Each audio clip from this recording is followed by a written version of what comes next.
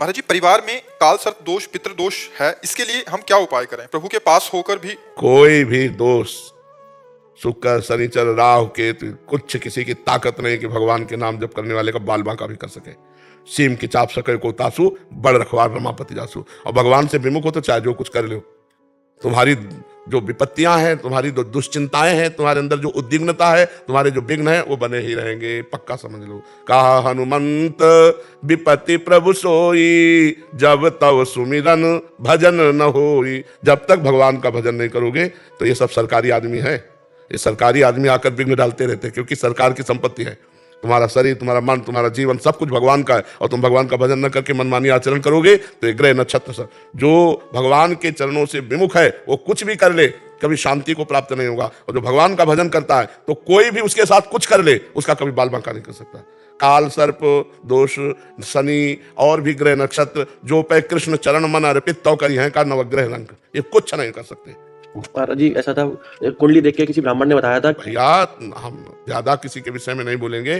कुंडली बिछा करके और ठीक ठीक कह के दे दे कि आप मूल भागवत करा लें महाराज जी घर पे।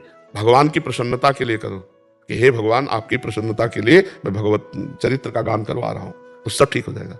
जहां पर कृपा राम की हुई, तहां पर कृपा करे सब कोई। ग्रह नक्षत्र कोई भी भगवान का जो आश्रय लिए हुए है, नाम जप कर रहा, घर में 10 मिनट नाम कीर्तन करो। अगर कोई घर में दोष रह जाए तो मैं बताना, हद तक लाए हैं, आगे भी वही ले जाएंगे। भगवान का भरोसा रखो।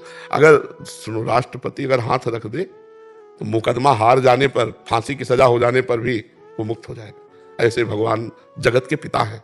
हम भगवान का भजन कर रहे हैं तो सब अच्छे आचरण करो, किसी को दुख मत दो, नाम जप करो। पूर्व का किया हुआ पाप आएगा, हमें दुख देगा, पर हम परास्त नहीं होंगे। और इन सब बातों पर ध्यान नहीं दिया जाता कि अमुक ग्रह, एक देखा तो बहुत अंगूठी पहने थे, तो छल्ला भी पहने थे लोहे का, हितधाम में। उन्होंने पूछा ये क्या है? बोले घोड़े की नाल का है। घोड़े की नाल का है? तो हम कहिए कि बोले 7.5 बिल्कुल छू नहीं सकता। घोड़े के नाल ठोक करके 50 किलोमीटर उसको दौड़ाया जाता है, इतना बोझा ढोता है। उस नाल से तुम दुख से बच जाओगे? वो खुद दुख भोग रहा है, नाल ठोकवा के रोड में दौड़ रहा है। और तो मतलब कहाँ बुद्धि लोगों की फंसी। राम राम कृष्ण कृष्ण हरि हरि नहीं बोलेंगे? सोचो ना, भगवत भाव कर लो तो सब में भगवान है, उसकी नाल से क्या होने वाला है? आजकल लोग इन्हीं बातों में, मतलब उसका दांत हो जाए, उसका हाथ हो जाए, उसकी ये चीज हो जाए, उसकी ये सब फालतू बात है। नाम जप करो। नाम, कोई शनिचर राहु शुक्र कोई भी परेशान नहीं करेंगे। और नाम जप नहीं करोगे तो अभी एक जिसे तुम्हारी तरह सूट बूट में थे, उनका बस मैं आपके लिए आया हूँ 1 मिनट। उनका बताइए, बोले पत्नी ने मार के भगा दिया है, अब आप रख लीजिए। सोचो, एक कुत्ते को पुचकार कर तुम ऐसे देखो तो पूछ हिलाने लगेगा, मतलब वो अधीनता जानता है प्रेम की। और पत्नी तुम्हारे प्रेम को नहीं जानती। प्यार में इतनी दम है कि पहले गलती किसी से भी होती रही हो, अगर हम प्यार करेंगे और अपना भाव प्रदर्शित करेंगे तो अनुकूल तो होना ही पड़ेगा। चाहे मतलब हम मानते हैं कि पहले कोई चरित्र अपना बिगाड़ लिया, जैसे बॉयफ्रेंड गर्लफ्रेंड, लेकिन आज से हमारे साथ हुआ, अब हम अपने प्यार का समर्पण करेंगे। तो हम प्यार से बस में जब भगवान को कर सकते हैं, पशु पक्षी को कर सकते हैं, तो अपनी पत्नी को क्यों नहीं कर सकते? 4 बातें सुनते सुनते जब हम प्रेम करेंगे तो वो समझ जाएगी। यहाँ पानी ग्रहण हुआ है, अगर हम प्यार माना, कुछ ऐसे स्वभाव वाले हैं, चाहे स्त्री शरीर में हो चाहे पुरुष शरीर में, जो बहुत चंचल स्वभाव के, लेकिन एक दिन उसको रो के तुम्हारे अधीन होना पड़ेगा, क्योंकि तुम चरित्रवान हो, तुम धर्मात्मा हो। तो एक तो सहयोगी ऐसा नहीं मिलेगा, अगर मिलेगा तो उसको परास्त होना पड़ेगा, क्योंकि प्रेम में ताकत है।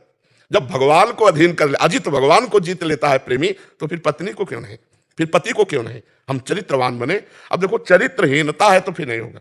अगर पत्नी ने देख लिया कि ये जो हमारा पति किसी और की तरफ, तो फिर वो ये बर्दाश्त, या आपने देख लिया कि आपकी पत्नी किसी और की तरफ, तो इतना बर्दाश्त नहीं हो सकता। फिर ये संबंध विच्छेद वाली बातें आती है। अगर चरित्र ठीक है, स्वभाव कड़वा है तो चलेगा, स्वभाव मीठा है, चरित्रहीन है नहीं चलेगा।